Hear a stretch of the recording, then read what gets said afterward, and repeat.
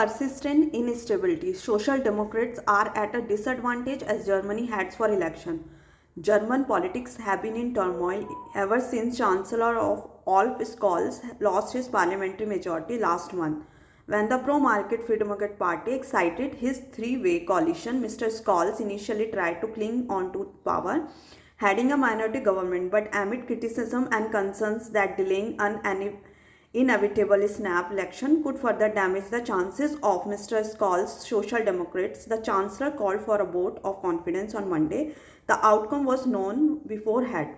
His government collapsed the same day, pushing the country into early elections. The Scholz government, which was formed after the 2021 federal elections in which the Social Democrats won most seats, remained fractious from day one. While the Social Democrats and the Greens supported more public spending, the Free Democrats pushed for austerity. The government lacked coordination, and what made the intra-coalition fighting worse was the financial crisis. Germany, once the engine of the European economy, has been in recession for 2 years, with no consensus with the coalition on how to tackle the financial crisis. The government's popularity plunged.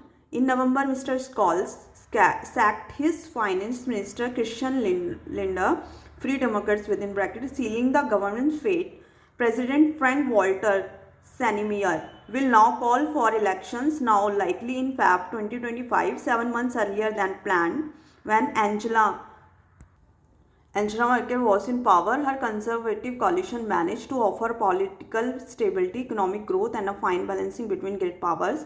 Even during the Russia-Ukraine tensions over the 2014 Crimean annexation, Mrs. Merkel and the French leadership engaged with the Russians, which resulted in the Minsk agreement. And but now, 2 months after Ms. Scholz became Chancellor, Russia invaded Ukraine. Germany could do little to prevent the war, but it joined the West in imposing sanctions on Russia, which hit the European economics as well.